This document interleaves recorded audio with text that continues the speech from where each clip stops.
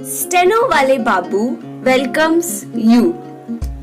Shorthand dictations in male and female voice from all sources like magazines, speeches, and editorials at various speeds up to 120 WPM for various departments like SSC, DSSSB, CRPF, Delhi Police, etc.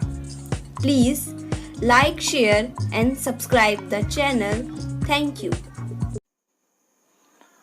Exercise number 17. Mr. Speaker Sir, ETFs have proved to be an important investment opportunity for retail investors and has turned out to be a good instrument for Government of India's disinvestment program. To expand this further, Government will offer an investment option in ETFs on the lines of equity linked savings scheme.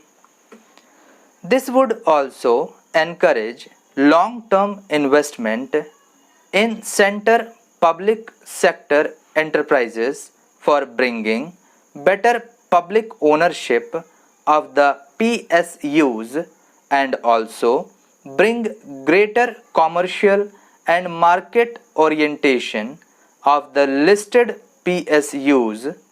The government will take all necessary steps to meet public shareholding norms of 25% for all listed PSUs and raise the foreign shareholding limits to maximum permissible sector for all PSU companies which are part of emerging market index. India's sovereign external debt too is among the lowest globally at less than 5%.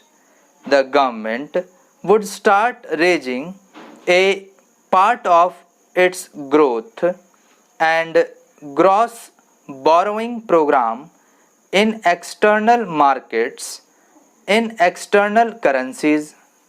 This will also have beneficial impact on demand situation for the government securities in domestic market.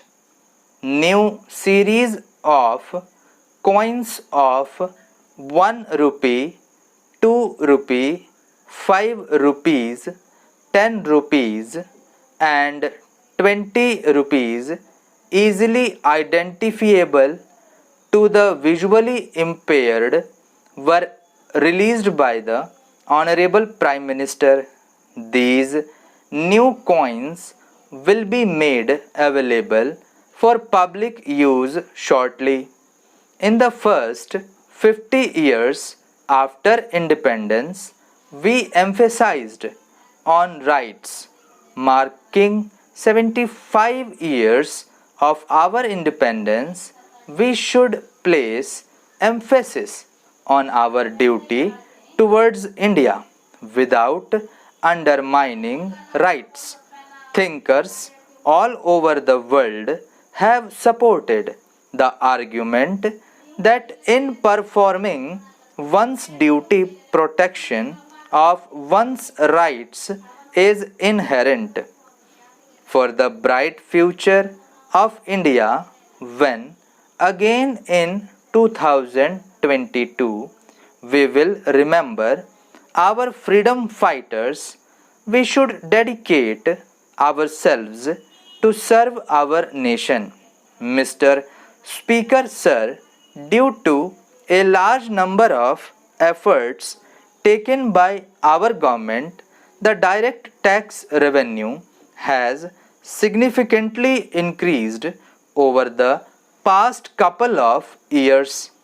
It has increased by over 78% from 6.38 lakh crore in financial year 2013-14 to around 11 lakh crore in financial year 2018-19.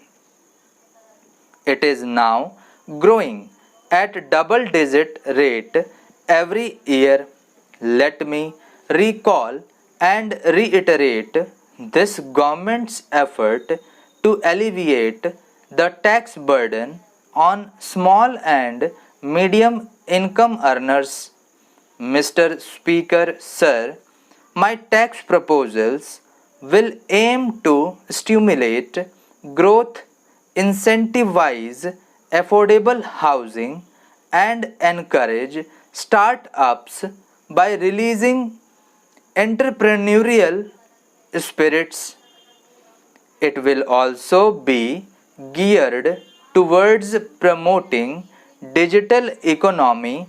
I aim to simplify that tax administration and bring greater transparency. So far as corporate tax is concerned, we continue with phased reduction in rates. Currently, the lower rate of 25% is only applicable to companies having annual turnover up to 250 crore. I propose to widen this to include all companies having annual turnover up to 400 crore. This will cover 99.3% of the companies. Now, only 0.7% of companies will remain outside this rate.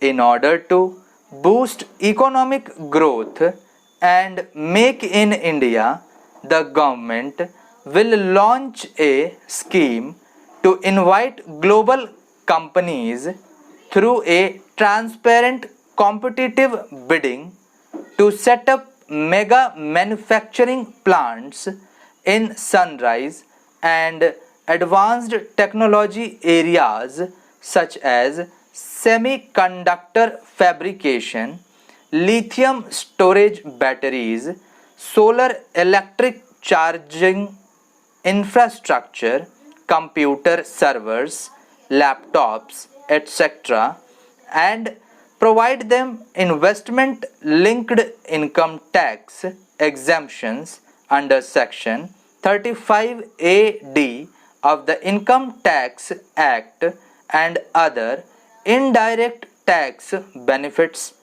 Considering our large consumer base, we aim to leapfrog and envision India as a global hub of manufacturing of electric vehicles.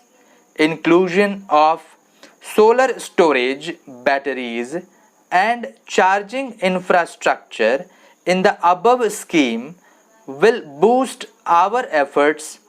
Government has already moved GST Council to lower the GST rate on electric vehicles from 12% to 5%.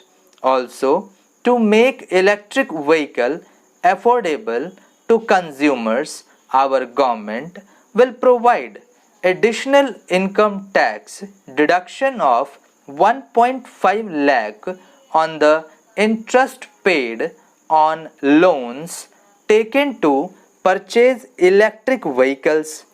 This amounts to a benefit of around 2.5 lakh over the loan period to the taxpayers who take loans to purchase electric vehicle. Startups in India are taking firm roots and their continued growth needs to be encouraged. To resolve the so-called angel tax issue, the startups and their investors who file requisite declarations and provide information in their returns will not be subjected to any kind of scrutiny in respect of valuations of share premiums. The issue of establishing identity of the investor and source of his funds will be resolved by putting in a place a mechanism of e-verification. With this, funds raised by startups will not require any kind of scrutiny from the income tax department. In addition, special administrative arrangements shall be made by Central Board of Direct Taxes for pending assessments of startups here. Thank you.